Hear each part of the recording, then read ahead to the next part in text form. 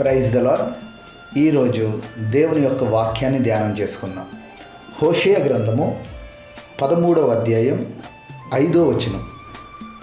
మహా ఎండకు కాలిన అరణ్యములో నిన్ను స్నేహించిన వాడును నేనే. ఆమేన్.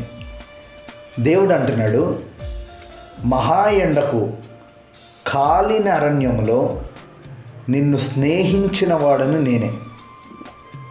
కాలిన అరణ్యం, కాలినటువంటి అరణ్యములో ఎవరుంటారు? ఎవరు ఉండరు, ఎవరు నివసించరు. ఆ చుట్టుపక్కల ఎటువంటి మనుషులు కూడా ఉండరు, ఎటువంటి జంతువులు కూడా ఉండవు. కారణం ఏంటంటే ఆ అరణ్యం కాలిపోయింది. అటువంటి కాలిపోయినటువంటి అరణ్యంలో ఒంటరిగా ఉన్నటువంటి మనలతో స్నేహించడానికి ఎవరుంటారు? ఒక స్నేహితులు ఉండరు, బంధువులు ఉండరు, చుట్టుపక్కల వారు ఉండరు. ఇంకా చెప్పాలంటే మన సొంత వారే మనతో ఉండరు. అటువంటి స్థితిలో ప్రభు అంటున్నాడు, నేను నిన్ను స్నేహిస్తాను, నేను నీతో స్నేహం చేస్తాను, నేను నీతో ఉంటాను, నీకు తోడుగా, నీకు నీడగా, నీతో నేను స్నేహం చేస్తాను అంటున్నాడు. దేవునికి స్తోత్రం, హల్లెలూయా. కాబట్టి అటువంటి పరిస్థితుల్లో కూడా ఏమండి, చూడండి, మన జీవితంలో కూడా కొన్ని పరిస్థితుల్లో అరణ్యము, కాలిన అరణ్యం వంటి బ్రతుకులు మనం బ్రతుకుతూ ఉంటాం. కొన్ని పరిస్థితులు చాలా భయంకరమైనవి. అంటే మన చుట్టుపక్కల వారు కానీ, మన తెలిసిన వారు కానీ, మన స్నేహితులు కానీ, మన బంధువులు కానీ మన దగ్గరికి రారు, మనల్ని ఆదరించరు. అంతకుముందు మన ద్వారా మేలు పొందిన వారు సైతము మనకి దూరంగా ఉంటారు. మనం దగ్గరికి వస్తే మనం వాళ్ళ నుంచి ఏం ఆశిస్తామో అని కనీసం వారు చుట్టపు చూపు చూడడానికి కూడా ఎవరు రారు. అయితే ఎవరు లేరు అని నువ్వు నిరుత్సాహపడుతున్నావేమో, ప్రభు అంటున్నాడు, నేను నీతో ఉంటాను, నేను నీతో స్నేహం చేస్తాను. ఎవరున్నా లేకపోయినా కాలిన అరణ్యంలో నేను నీతో స్నేహం చేస్తాను అంటున్నాడు ప్రభు. దేవునికి స్తోత్రం. ఈ లోకంలో మనం నమ్ముకున్నటువంటి స్నేహాలు అవి మంచి స్నేహాలు కాదేమో, కానీ ఆయన నిజమైనటువంటి స్నేహితుడు. ఆయనని గనక నమ్ముకుంటే అందులో, ఆ స్నేహంలో ఎటువంటి లోపం కూడా ఉండదు. ఎందుకని అంటే ఆయన నిజమైనటువంటి స్నేహితుడు.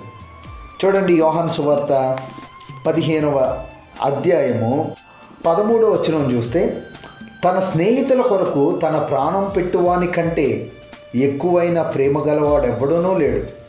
నేను మీకు ఆజ్ఞాపించిన వాటిని చేసిన ఎడల మీరు నా స్నేహితులై ఉందురు. దాసుడు తన యజమానుడు చేయుదాన్ని ఎరుగడు గనక ఇక మిమ్మల్ని దాసులని పిలవక స్నేహితులని పిలుస్తున్నాను. ఎందుకనగా నేను నా తండ్రి వలన వినిన సంగతులన్నిటినీ మీకు తెలియజేసి తిని. తన స్నేహితుల కొరకు ప్రాణం పెట్టువాని కంటే ఎక్కువ ప్రేమ గలవాడు ఎవడూనూ లేడు అని దేవుని వాక్యం సెలవిస్తుంది. ఈ లోకంలో ఉన్నటువంటి స్నేహితులు మన కొరకు ప్రాణం ఇవ్వకపోవచ్చు.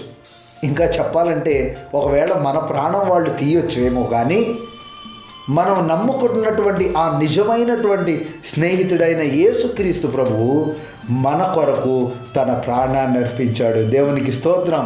ఇక ఆయన కంటే అధికమైన ప్రేమ కలిగిన వాడేవాడు? ఇంకా దేవుని వాక్యం సెలవిస్తుంది, తన యజమానుడు తను ఏం చేసేది తన దాసులకు చెప్పడు, కానీ తన స్నేహితుడు చెప్తాడు.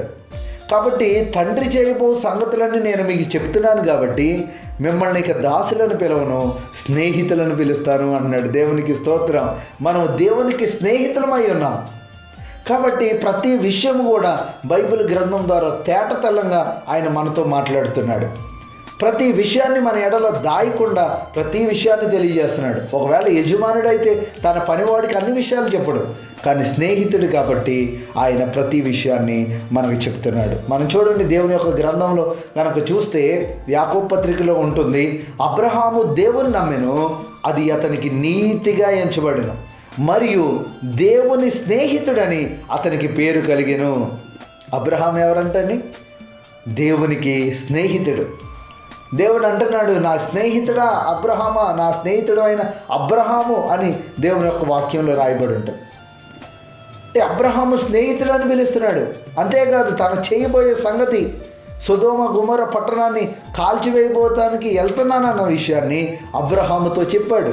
అంటే నా స్నేహితుడికి ఎందుకు మరీ చేయాలి ఈ విషయం, నెక్స్ట్ నేను ఏ పని చేయబోతున్నాను అని అబ్రహాముతో చెప్పాడు. అబ్రహాముకి చెప్పిన కారణాన్ని బట్టి ఆ సొదొమ గొమొర్రా ప్రాంతం నుంచి లోతు యొక్క కుటుంబం రక్షించబడారు.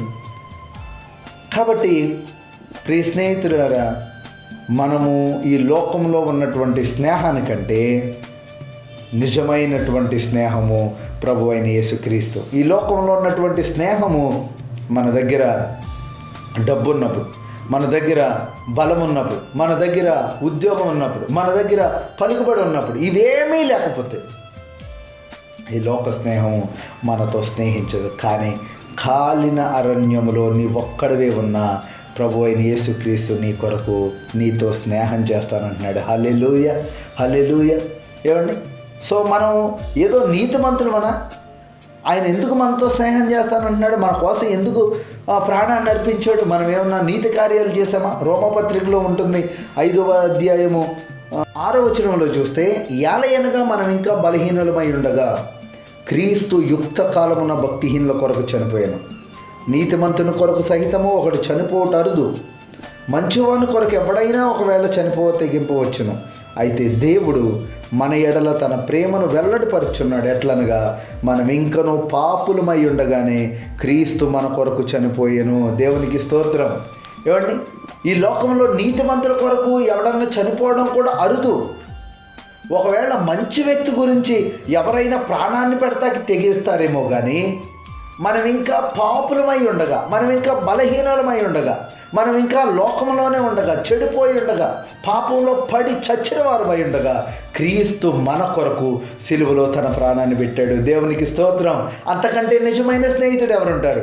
మనం నీతిమంతులుగా ఉండి మన కొరకు ప్రాణం పెట్టడం కాదు, మనం పాపులమని తెలిసినా కూడా, పాపంలో బ్రతుకుతున్నామని తెలిసినా కూడా క్రీస్తు తానే తన ప్రాణాన్ని సిలువలో అర్పించాడు.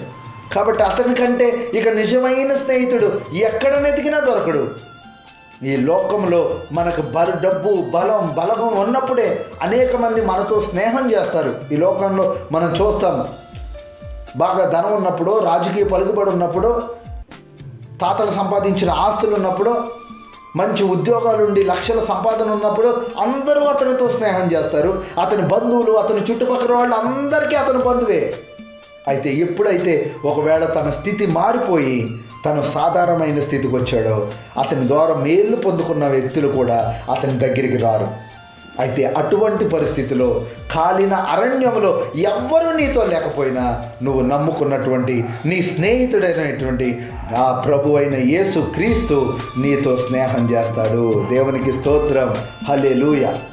అటువంటి నమ్మకమైన స్నేహితుడిని పొందుకుందాము.